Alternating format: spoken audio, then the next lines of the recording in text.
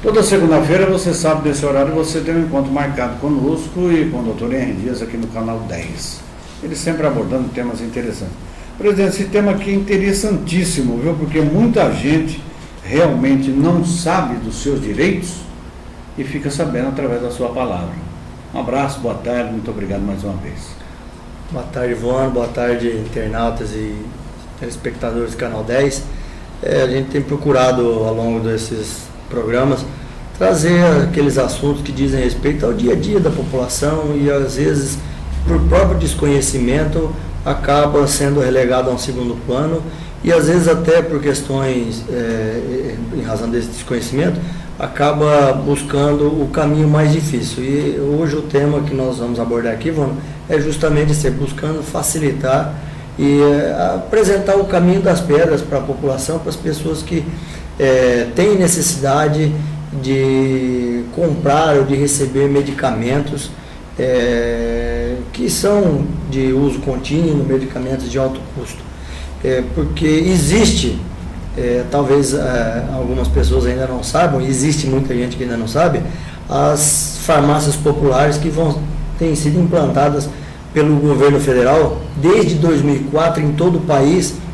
Hoje já são cerca de 20 mil estabelecimentos em todo o país funcionando, onde o governo federal disponibiliza medicamentos de uso contínuo, medicamentos de alto custo, para as pessoas que não têm, às vezes, a disponibilidade, ou a disposição, ou vontade, interesse de buscar esses medicamentos no Sistema Unificado de Saúde, na rede do SUS. Então, às vezes, ele precisa, por uma questão de comodidade, ele acaba pode buscar esses medicamentos nas próprias farmácias particulares que são credenciadas pelo governo federal e com descontos de em torno de 90%. Então, os medicamentos são praticamente a preços irrisórios. Alguns, inclusive, nas próprias farmácias particulares, são entregues gratuitamente, mas a maioria deles é com descontos de até 90%. Então, são preços praticamente simbólicos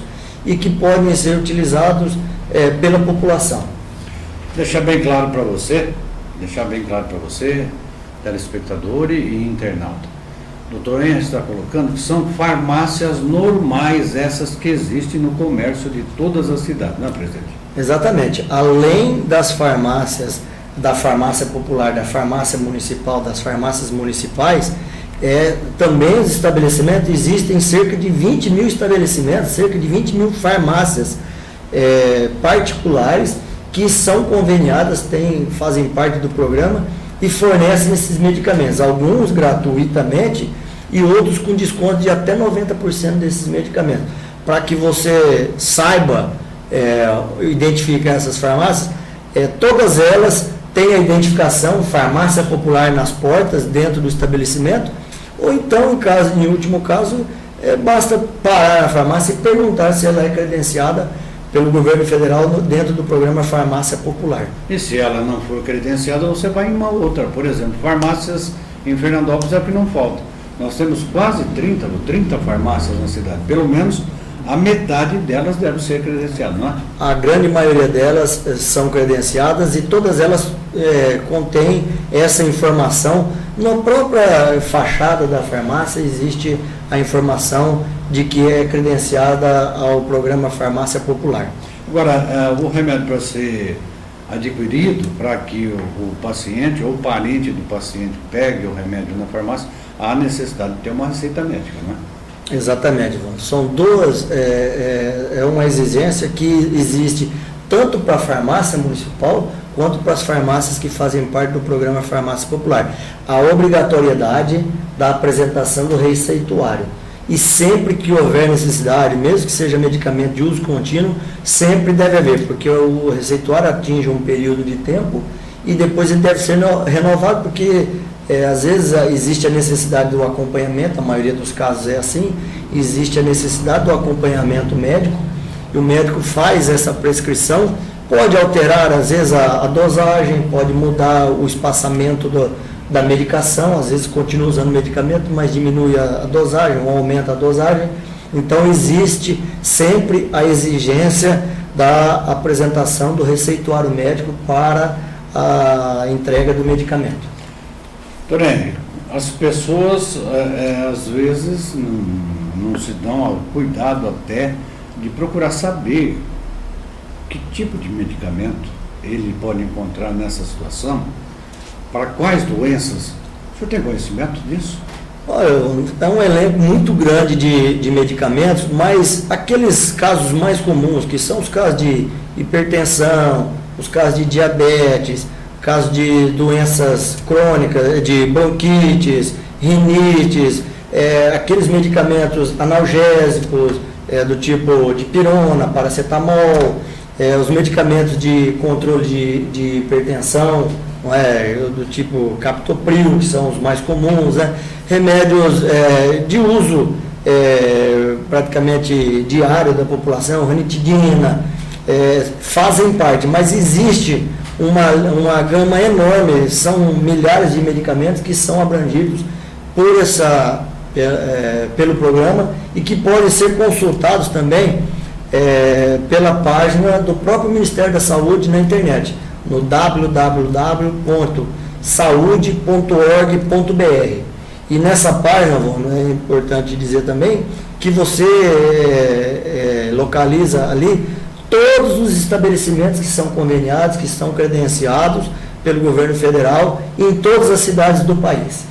Ainda existe, eu não sei, talvez até o senhor tenha conhecimento, que o senhor é um advogado experiente. Existe assim muitas pessoas que ao invés de procurar a farmácia, de procurar se orientar a respeito disso, procura advogado, procura a ordem dos advogados para pedir para entrar com ação para poder ter esse remédio ou não?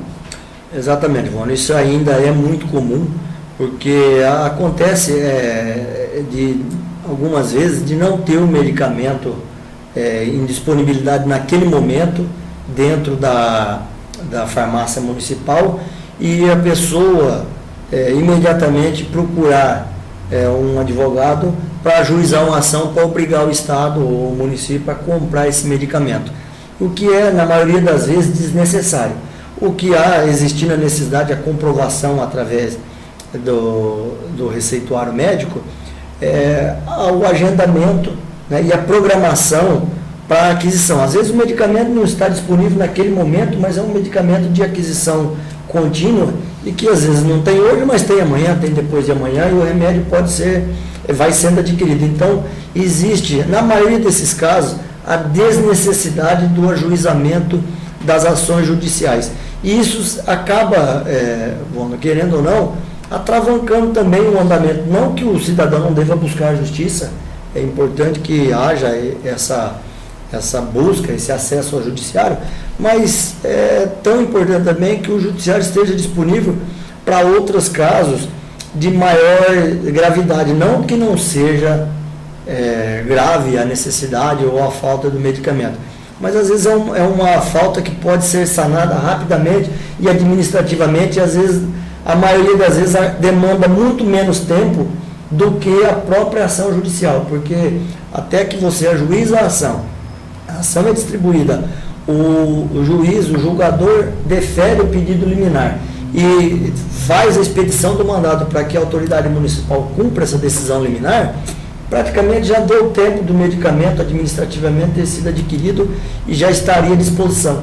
E aí, nesse meio tempo, foi usada toda aquela estrutura do judiciário para usar fornecimento de um medicamento que estava ali disponível, não naquele dia, mas rapidamente teria sido reposto dentro dos estoques da farmácia municipal.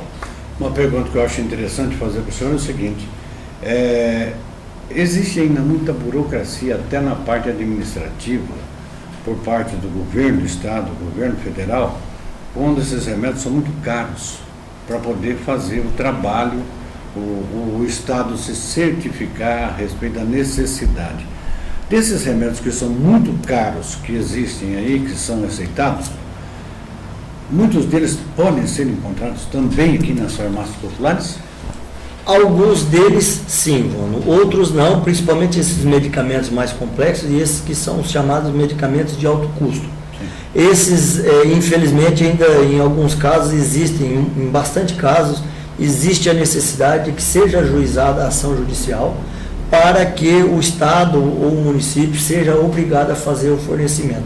Mas a grande dificuldade, a grande questão é que o Estado oferece os medicamentos principalmente na forma genérica ou na forma similar.